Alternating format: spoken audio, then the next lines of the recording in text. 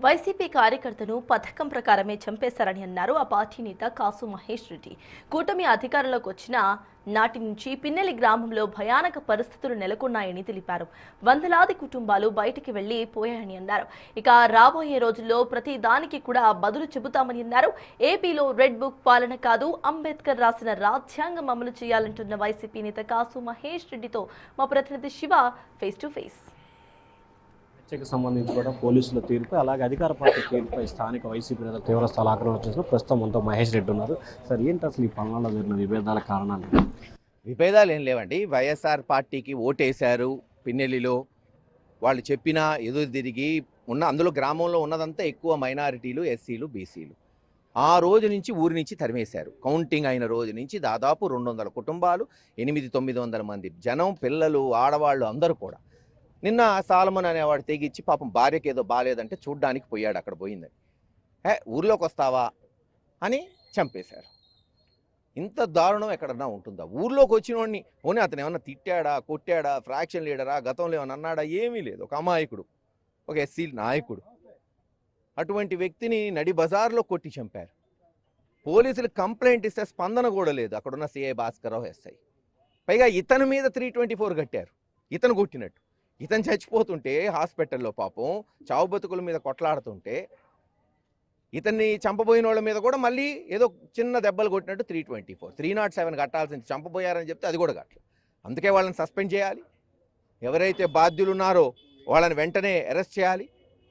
అంతేకాదు అసలు ఆ గ్రామంలో కమిటీ వేసి ప్రభుత్వం ఉందా లేదా, అంబేద్కర్ గారి రాజ్యాంగం ప్రకారం నడుస్తుందా లేదా, 200 కుటుంబాలు బయట ఉన్నాయంటే ఒక కమిటీ వేసి పోలీసు వాళ్ళు మాట్లాడి శాంతియుతంగా ఎవరి పనులు వాళ్ళు చేసుకునేటట్టు చేయాలి. గతంలో ఉన్నారుగా, మరి గతంలో మా ప్రభుత్వంలో ఇదే పిన్నెల్లి గ్రామంలో అందరూ పనులు చేసుకున్నారుగా. ఉండొచ్చు ఒక 4-5 తప్పు చేసిన వాళ్ళు ఊరు బయట పోయి ఉండొచ్చు. 400-500 మంది, 1000 మంది పోలేదుగా. మరి ఇది ఎక్కడ కొత్త సాంప్రదాయం? అందుకే దీన్ని ఖండిస్తున్నాం. జగన్మోహన్ రెడ్డి గారు కూడా రేపు వచ్చిన వెంటనే దీని మీద మరి దృష్టి పెడతారు. ఇప్పటికే ఆయన దృష్టిలో ఉంది. కుటుంబం సభ్యులతో కూడా మాట్లాడతారు. ఈ రోజున వాళ్ళకి అన్ని విధాలుగా పార్టీ అండగా ఉంటుందని తెలియజేస్తారు. అంటే గతంలో జరిగిన హత్యలకి కాసు మహేష్ రెడ్డి సమాధానం చెప్పాలి. నా గ్రామంలో టీడీపీ నేతలు ఫ్లెక్సీలు వేశారు. ఏం జరిగింది హత్య? అదే చెప్తున్నా. మేము హత్య జరిగిందంటున్నావు. పిల్లల్లో ఏ మర్డర్ జరిగింది చూపెట్టమను. 1-2 గొడవలు జరిగి ఉండొచ్చు. ఆ ఫ్లెక్సీలే సమాధానం చెప్తాం. చెప్పే రోజు వస్తుందబ్బా.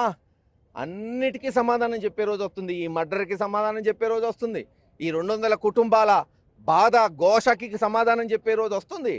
ఆ అల్లా దయ వల్ల మాకు టైం వస్తుంది. ఆ యేసు ప్రభు మాకు టైం ఇస్తాడు.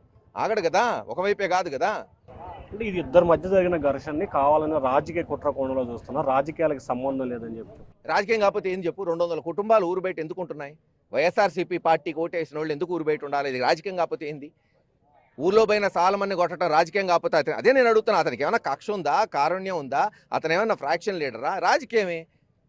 ఒక అమాయకుడు వచ్చాడు, ఒక ఎస్సీ వచ్చాడు, ఎస్సీ వాడే కదా అని ఒక హేళన ఈ ప్రభుత్వానికి. అంతా కూడా లోకేష్ రెడ్ బుక్ రాజ్యాంగం కదా నడుస్తుంది. ఎస్సీలు రాకూడదా ఊర్లలోకి? వాళ్ళ పనులు వాళ్ళు చేసుకోకూడదా? వాళ్ళు ఓట్లు వేయకూడదా వేరే పార్టీకి?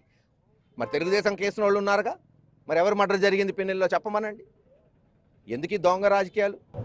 సో ఇది మొత్తం మీద చూసుకుంటే ఏదైతే పిన్నెల్లో జరిగిన ప్రతి దానికి, దీనికే కదా ప్రతి దానికి ఖచ్చితంగా సమాధానం చెప్తాం. గతంలో జరిగిన దానికి దీనికి రాజకీయ దురుద్దేశంతో వైఎస్ఆర్సీపీకి ఓటు వేశారనే సాగుతోనే గ్రామంలోకి రాకుండా అడ్డుకున్నారని చెప్పి మహేష్ రెడ్డి అన్నారు.